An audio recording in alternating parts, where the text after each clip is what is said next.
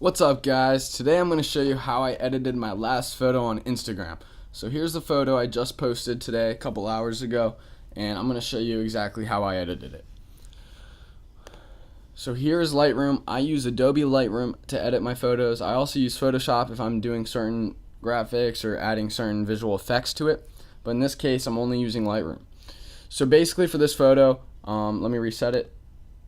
Okay, so this is the raw picture when I took it. I use raw when I shoot my photos. It basically draws all the colors out, makes it flat, so that means you can edit it way more, edit it how you want it, change colors a lot easier. So basically what I do is I usually set a custom preset for the photo. For this photo I use this first preset, and by using that you can already tell that it already has that look of the image when I finished editing it. But for this case, I'm just going to use the sliders so I can show you how I did it.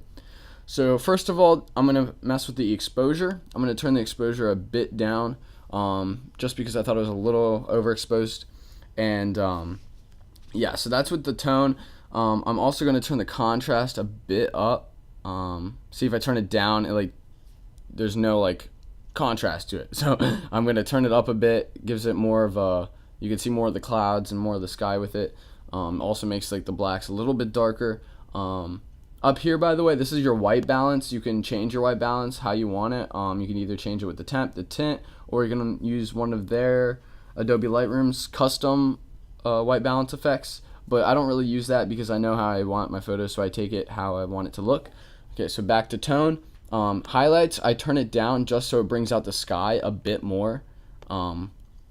And then shadows, if you turn it up, you obviously are going to see more shadows or more where the dark spaces are, so you're going to see more of their body. But for this photo, I want the shadows to be down, so it makes it more dark, and so you can't really see them, you just see the outline of their bodies.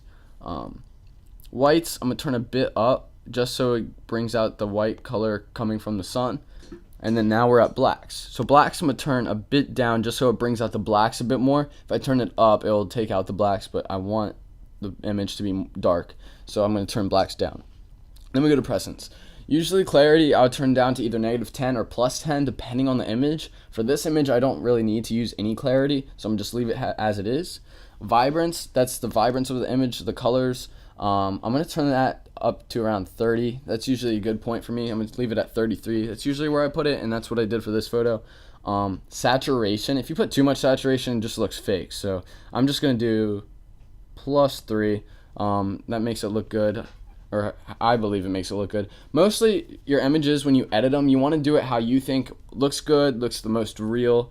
Yeah, so I'm gonna go down, and this is now where color comes in and how I edit the color. So basically I have the image how I want it, but now I just want to change the colors.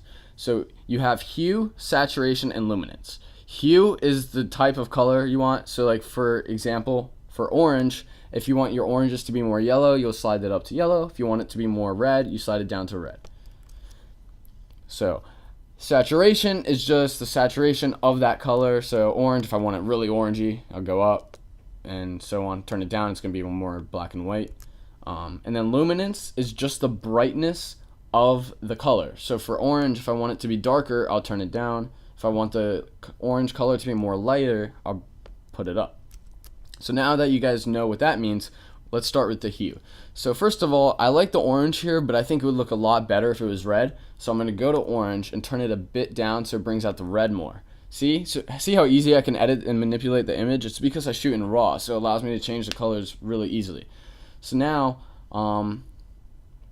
the red looks good. I think the blue, I'm going to turn the blue a bit down just so it's more of a light blue. If I turned it all the way down in hue, it would make it more of a green, like teal kind of, but I want it just to be a little bit down.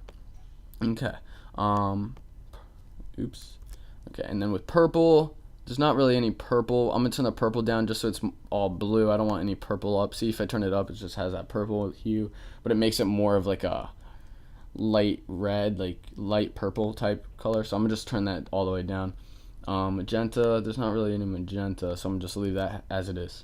So now we're at saturation. So since I edited orange and made it red, you're going to still be messing with the orange slider. So if I turn it down, it just makes it more black and white. Turn it up, makes it more intense colored. I'm going to just leave it a little bit up. I think I'm going to turn the hue a little bit more closer to orange. I think it's too, yeah, right there is perfect. Yeah, and then blue, if I turn the saturation up, it just intenses it a little more. But then down to luminance, I could turn the orange down to make the red darker, but I think actually plus a little bit. I think I'm gonna plus 10. And then for the blues, we can make it lighter or darker. I'm gonna do a little bit darker. And then, yeah. And then with the reds, I think I'm gonna turn the red back up on the hue, or turn it down so it's more red. Yes. And let's see. Okay, so that's basically it with the colors now. And there's two last things I do. So one is I go to Haze and basically turn that up a bit. It just makes the picture more darker, brings out the haziness of the picture. Yeah, and then the last thing I do is I usually add a Vignette, so like it makes the edges like more darker. Gotta find that. Where is it? When I usually use Vignette when I post on Instagram, I do it right on Instagram because sometimes I don't use the full crop of the image. I only will use like part of it or like a quarter or 3/4 of it. So it just depends. I can't find Vignette right now. My apologies. Honestly, don't know where it could be. But yeah, so that's pretty much it on how I edited that last photo. Okay, so here's the image before I started editing this video. So as you can see, it's basically the same, but the only difference is in this picture that I posted, I left more orange in and red, so it's like goes from red, orange to blue, and I like that a lot better, but it's hard to remember exactly what I did unless I had the images side by side. But you basically get an idea of what I did and how I edited that photo. So if you like this short tutorial on how I edited my last Instagram picture, please like this video, make sure to subscribe, and if you have any questions about anything in Adobe Lightroom or any photo questions, just comment down below.